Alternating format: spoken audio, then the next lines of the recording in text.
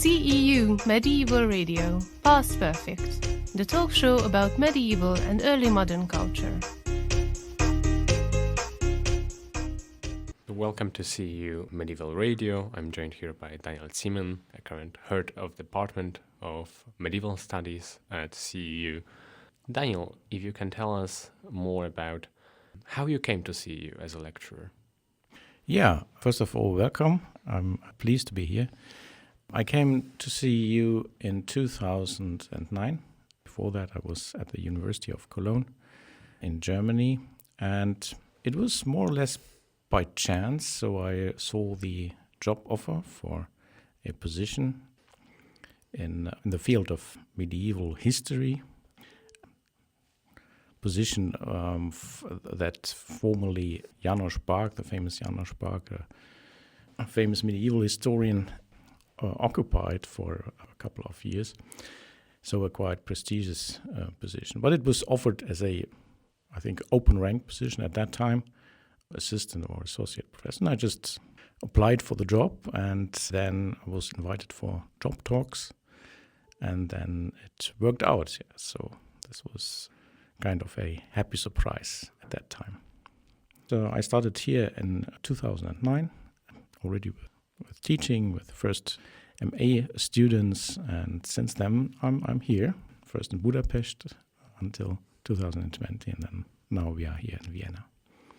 And what were the biggest differences that you've noticed between CEU and your previous position at Cologne University? Yeah, I would say that main difference is the relationship between students and professors here at CEU. So we are here at CEU at a small university, also a small department. So we know our students, and it's a much closer relationship. So Cologne University is of course a university with a lot of students, one of the biggest in Germany. You have seminars with sometimes 60, 70, 80 people sitting there. So this is a completely different teaching atmosphere. And also Cologne, I think we have a lot of students who study history, in this case medieval history, to become a school teacher later on. This is, I think, the largest part of the students. Here at CEU, the atmosphere was, because of this different relationship between students and professors, it's completely different. The supervision is quite close, so you work together with students very closely. Also in the seminars, it's really a seminar character. So you don't have this kind of lecture type teaching. It's more a discussion. And also I would say the level of knowledge of the students is much higher because they have to apply to a limited amount of, at that time still, fully funded scholarships in the program. And they have to apply with a research project, which means that there is already a very solid basis of knowledge in the field that they are studying. So the level of the seminars and of the work of the supervision is much higher. Also, of course, the student body is already, I would say, a global one. So we have students from other continents, but also, of course, from many countries in Europe. And this creates a specific atmosphere, which is different, very much different from what you find in normal state universities. So speaking about the diverse student body and diverse interests students have, you yourself have quite a broad research interests spanning from Carolingian and post-Carolingian world to the First Bulgarian Empire. What can you tell us about the research areas you and your colleagues focus on, and students that come to see you find the most interesting? Yeah, actually, we are about 15 colleagues, if we count everybody who's teaching here at our department, which means that we cover a lot of different areas. We cover the period from late antiquity until the early modern times. So we have colleagues who are working on really late antique topics, 4th century, Justinian period, early church history, just to mention examples. We have also a colleague who is a specialist in Renaissance studies and in humanist networks. And we have a lot of colleagues who are then working in the periods in between, early Middle Ages, something that I'm doing myself, but also high Middle Ages with a focus on Central Europe, which regions somehow Germany, Poland, Russia, reaching to the south to Croatia, Serbia, Italy. But we have also colleagues who are working on Western European topics and on economic history, on philosophy. We have two colleagues who are dealing with philosophical topics. We have an art historian here. So we are covering really a lot of regions. One colleague is even working on India, on early modern India. We have several colleagues working on the Eastern Mediterranean. Together with our neighboring Department of History, we have about 3 to 4, I would say, Ottomanists who are working on the Ottoman Empire from its beginnings until the 20th century. So I would say that we really are able to cover and to supervise also topics from students that are reaching really from Iceland to India, also a period from late antiquity until, let's say, Reformation and even beyond. So you already mentioned students and the way in which they differ from the students you had interacted in Cologne. Can you tell us a little bit more about your impression of the student body and how it had changed or remained the same throughout your time here at CEU? I would say that it changed slightly concerning the countries they come from. So in 2009, when I came also in the first years, we had most of our students came really from Central and East Central Europe. We had a lot of students from Croatia, for example, some from Russia, from Czech Republic, Slovakia, and so on. Also, of course, from Hungary. I mean, one of the reasons was, of course, that we were in Budapest. And this has slightly changed, I would say. It's now also, we have more and more students coming also from other continents. So we have here and there students coming from, for example, South America. Not many, but still from time to time.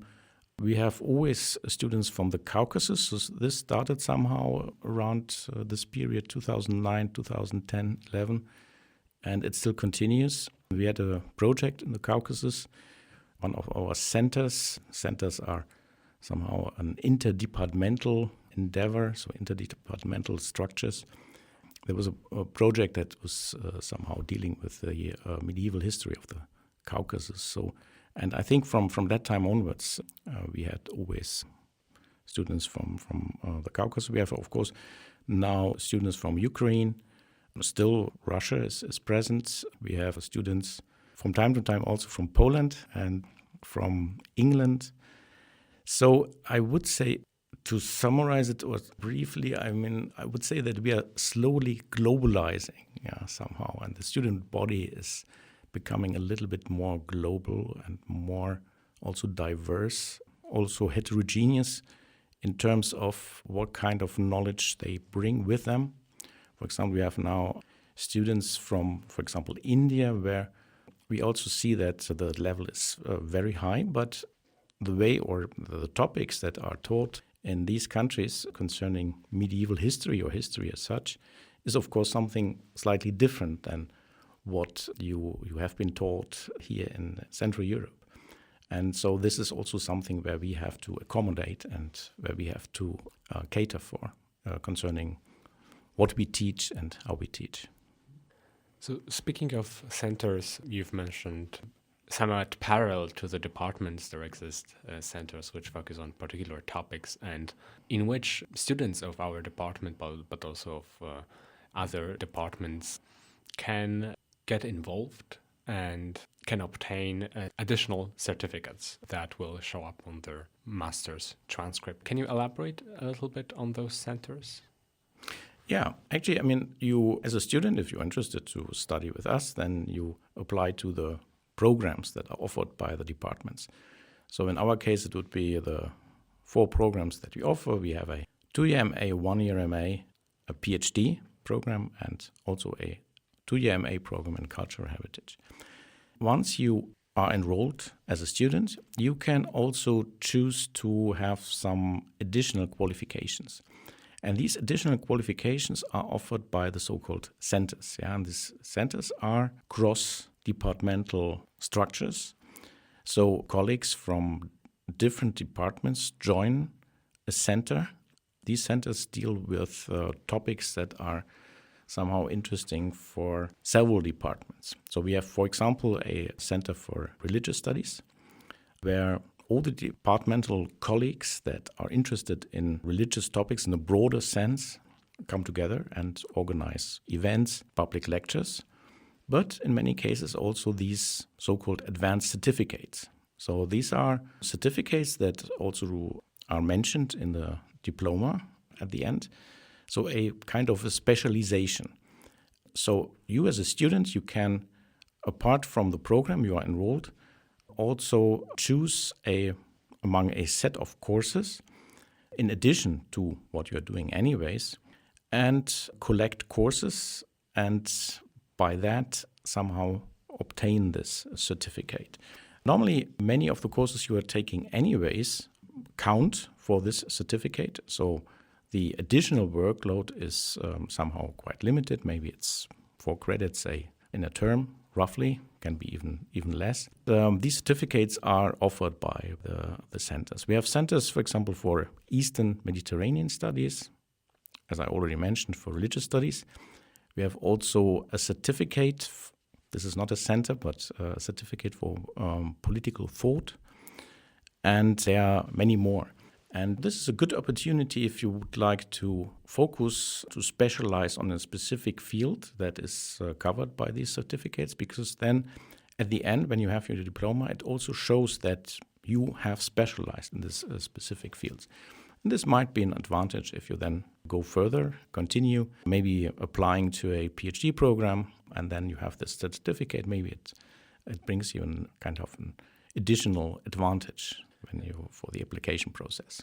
I would also like to mention the source language teaching group, which is a kind of an independent institution at CEU, which provides language courses mainly concerning source languages, so ancient Greek, Latin, of course, the most important source languages for, let's say, medieval Western and Southeastern Europe, but we also have Ottoman Turkish, Arabic, Persian, and some modern languages. So the offer varies a little bit from term to term, but this is something which is very special, because if you will come here to CEU, you have the opportunity to study these languages or to learn these languages, and courses are at different levels. So you can also, if you have already a basic knowledge, somehow to continue by taking the courses of the source language teaching group.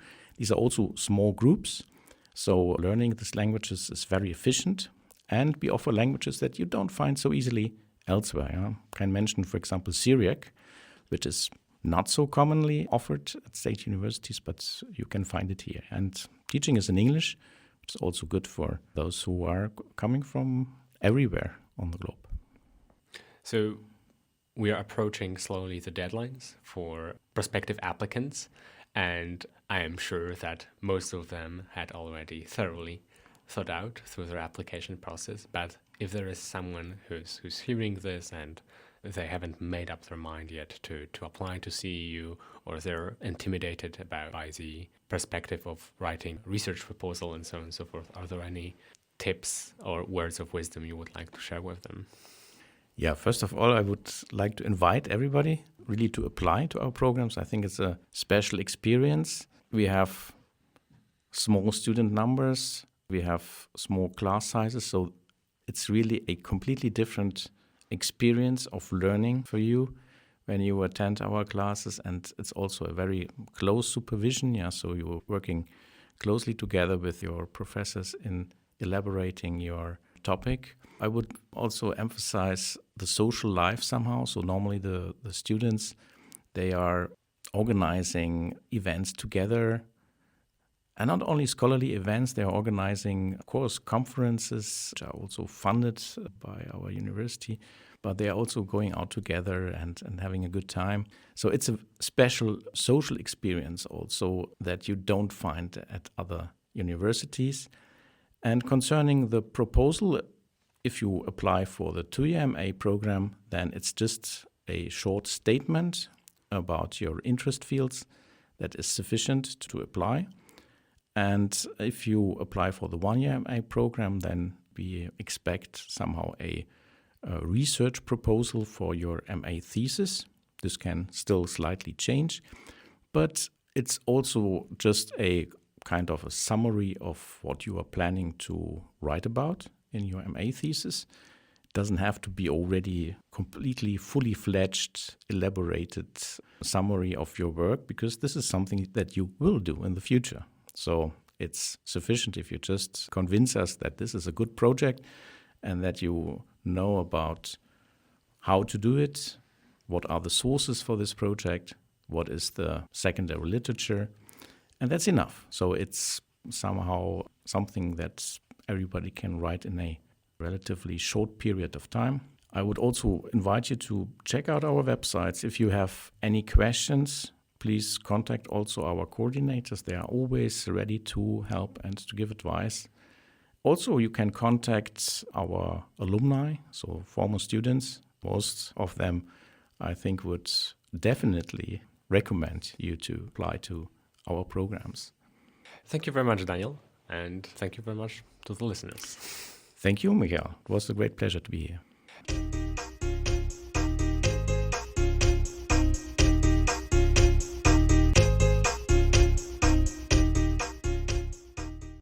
Hello and welcome to CEU Medieval Radio. My name is Michał Machalski and I'm joined here today by Tara Merrigan. She's a recent alumna of Medieval Studies Department at CEU, having finished her 1-year MA program in 2022. Tara, it's a pleasure to have you here. Hi, Michał. Thanks for having me. I was wondering, what made you come to CEU in the first place? Why did you choose CEU? Yeah, that's a great question.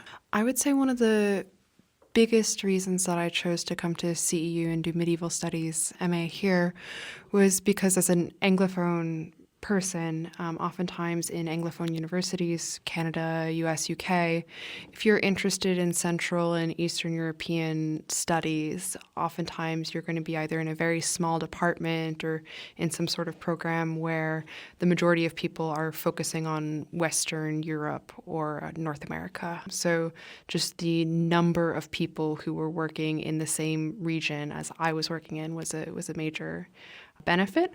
And then also, I would say another reason why I was interested in joining CEU was I appreciated the university's mission overall and the sort of international diversity of the university. While being here, it felt a lot like I was, academic version of the UN some days with so many different populations represented in the student body. So when you came here to Vienna last year, what were the first differences between this experience in new graduate school and your previous experiences in college, in undergrad? Yeah, that's a great question. So I did my undergraduate degree at Harvard. I finished almost 10 years ago, a number of graduate courses at University of Pennsylvania much more recently. I would say one of the major differences was the number of student populations represented, students from all over the world. In terms of the academics, I felt like the academic level here is very high.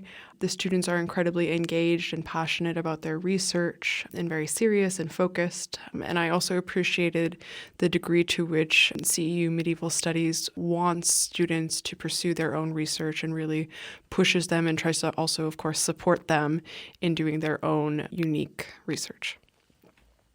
So speaking about support, can you talk a little bit about any institutional frameworks that helped you with this? So about access to libraries, literature, help of faculty members, so on and so forth. Yeah, so I would say most Obviously, and most helpfully, CEU Medieval Studies assigns you 1 or 2 thesis advisors. I had 2, and both were very helpful in terms of identifying sources that I could be using or secondary literature that might be useful to me, and also supporting me as I sort of thought through my ideas. One thing I also appreciated is that many courses that I took during the year, the professors would encourage you to do assignments, final papers, or, in the case of paleography, transcriptions that were related to your thesis research. And so throughout the course of the year, even professors who were not my advisors were helping me in small ways on my final project. And then I would say another thing that's quite great is that the CEU has a very, very strong medieval studies library. Overall, the library is quite strong, and being in Vienna, we have the opportunity to go to the University of Vienna library, which has incredible resources, and it's really great to be able to access 2 libraries at once. So 1-year MA program at CEU may seem quite daunting because it combines a lot of coursework with writing your MA thesis in the span of just 9 months. Are there any tips you want to share with prospective students who would think about joining this program but may seem a little bit intimidated by it? Yeah, for sure. I would say one thing that's important is to apply and come to the program in the fall with a pretty narrow idea of what you want to be working on for your MA thesis. I was working on captive narratives from the 16th century, and I originally thought I would work on texts by 3 different authors, and I, decided to narrow it down to just 2. So be very practical with the amount you think you can achieve in just 9 months to make your life, not completely miserable. And then I would say the other thing is related to the coursework, and professors are oftentimes, as I mentioned, quite interested in working with you on your research. And I was able to get at least half of a chapter from one of my final papers in a regular course, so that I would recommend doing that as much as possible and taking courses that are very much related to your topic. I'm someone who likes to explore a lot, and there were many courses I would have loved to take, but I was very practical and narrow in my 9 months, and I think it worked out well that way. So speaking of course selection, is there anything that jumped out to you? You've commented on the availability of courses that focus more on areas that remain usually traditionally unexplored in Anglophone academia. But these are not limited only to Central European history, are they? No, absolutely not. Yeah, I would say in terms of other research areas, Professor Tiana Kristich in the Medieval Studies program is working quite a lot on the Near East and Ottoman Empire in the late medieval and early modern period, and I took some courses from her that were very, very interesting and helpful. The regional focus is quite expansive, and professors are familiar with multiple regions. I believe we also have a professor who's working in medieval Indian studies, so you can find quite a few things, certainly. I want to ask you about student life. What can you tell us about student life at CEU? I would say that the students at CEU are very friendly and curious and passionate and interested in engaging each other in their research. And I've made a good number of friends, going for coffee, which is a fun thing to do in Vienna, which has both, the very traditional old coffee houses and more modern ones, of course. In terms of activities, there's a number of clubs, and more recently with the Russian war in Ukraine, there was a number of student organizing activities. So there are a number of opportunities you can have between personal relationships, which people are very much interested in, activities that are more fun, and then, of course, organizing efforts that are much more serious. And how does this CEU experience continue to impact your life? CEU has had a really profound impact on my life. I'm originally from the US, and I was working in publishing at that time, and I was interested in going back to school, getting further education, and also moving to Europe. And as, you know, a North American who didn't have a network in Europe previously, moving outright could have been more daunting. But with CEU, I've, you know, created a friend network here, also a professional network. I stayed in Vienna because the city offers a number of opportunities related to what I'm currently doing.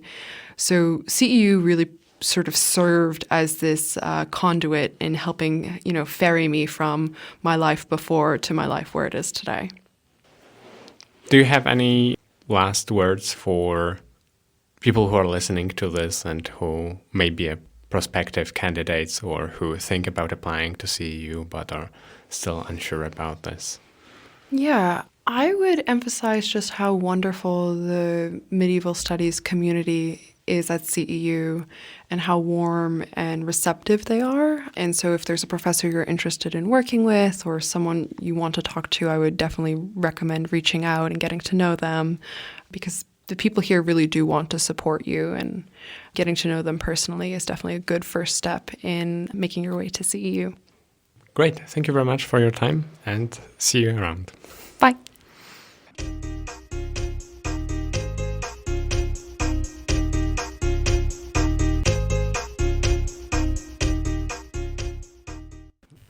You're listening to CEU Medieval Radio, and I'm talking to Maria Vargha, an alumna of PhD program in Medieval Studies at Central European University, her dissertation in 2019.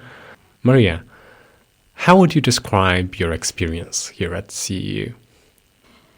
So actually, I am also an MA alumna of CEU.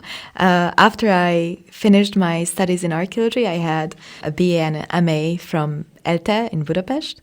I decided to continue in CEU, and I was lucky to get admitted. I first had an MA and then I continued with a PhD. And I think the MA and the PhD were different experiences in a way, but I really enjoyed both of them. So what I can say that my experience in CEU was really life-changing. So before I came to CEU, I wasn't sure whether I wanted to stay in my field or not. I was a little bit uncertain. And when I came here, I got so much positive impulses, I would say. That wasn't a question anymore. And of course, I have to say that it was a lot of fun as well. Was it a huge difference suddenly finding yourself in this international... Okay, so I actually did an MA in CEU as well before I started doing my PhD. And what CEU gave me was a really stark contrast of the different ways of doing academia in a very good education that I got in ELTE. So that was great. And I had some very, very supportive professors there as well. But I felt like that the system there was a little bit more rigid. There are people for whom that's very well suited. I'm not necessarily one of them, because when I changed to CEU, then what I experienced is that going from liking what I did and doing well, I was striving. And that was the difference. And I think this difference came from the different attitude of the university, that it's a really open-minded university and you have this really collegiate feel. And of course, it was also a huge and really fun experience of having a bunch of like-minded international students coming together. So we had great fun, which is also, you know, something that adds to the experience. But I was also very lucky because I had a really, really great supervisor. And I honestly have to say that he is the one, we are talking about Professor Laszlowski, who made this experience really life-changing for me. Because he not only provided me with great supervision and an incredible insight and inspiration, like constant inspiration. That was the best thing, that every time we had a consult, even in my MA or in my PhD, I just felt so inspired after that. And I really just wanted to do more. And I felt happy, really. And so I think that was a huge part of it. And another part of that was that CEU and my supervisor especially, they opened their networks for me, but along with other colleagues, so it wasn't down to just him. They opened their networks for me, and they provided me with opportunities that were not available for me before, and that actually had a great influence on how I could move forward later. So I don't think that without CEU, I could have gotten my job in Vienna, and without my job in Vienna, could have gotten my job in Prague. This is a chain. Okay, thank you very much. Thank you.